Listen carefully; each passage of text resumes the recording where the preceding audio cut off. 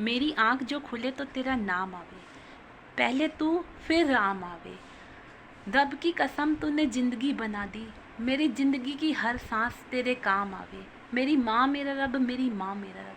तू कितनी भोली है, तू कितनी प्यारी है, प्यारी प्यारी है ओ माँ ओ माँ। माँ एक अनमोल रत्न है जो भगवान के द्वारा हमें दिया गया है। लेकिन क्या हम ये नहीं देखते रोज़मर्रा की ज़िंदगी में हम अपनी माँ की कदर नहीं करते। वो ऐसे बच्चे जिनकी माएँ नहीं हैं, उनको देखिए, उनकी लाइफ में, उनके जीवन में कितने स्ट्रगल्स हैं। आपको बचपन से अगर माँ मिली है तो आप बहुत किस्मत वाले हो।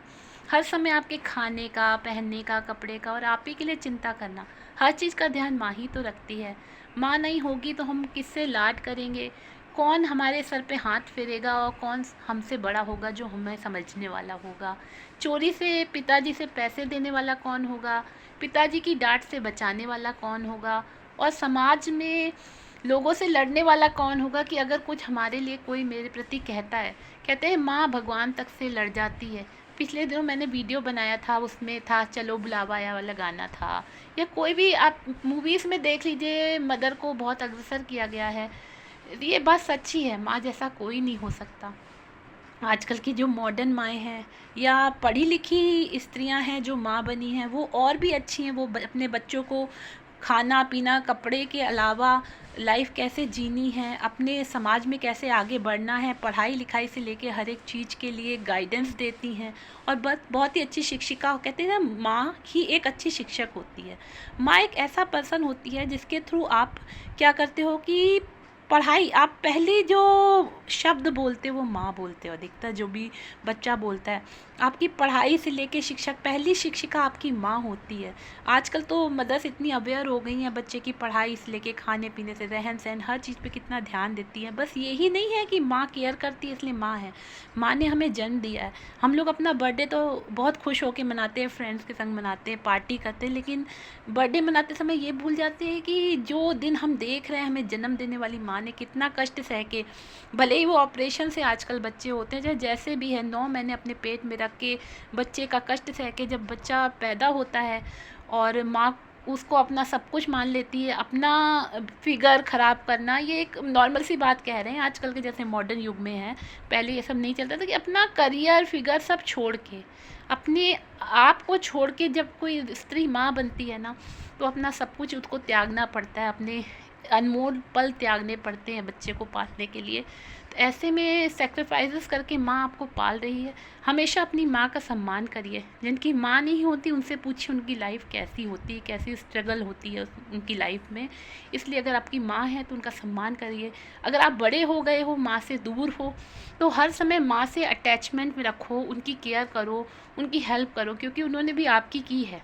और ये नहीं कि उन्होंने की, एक नैतिकता के नाते और एक सामाजिक रूप से भी आपको अपनी पेरेंट्स की, अपने माता पिता में माँ की ख़ास तौर पे वो जो नाजुक हृदय वाली स्त्री होती है उसकी हमेशा कदर करनी चाहिए। नवरात्रों में हम 9 दिन माँ की पूजा करते हैं।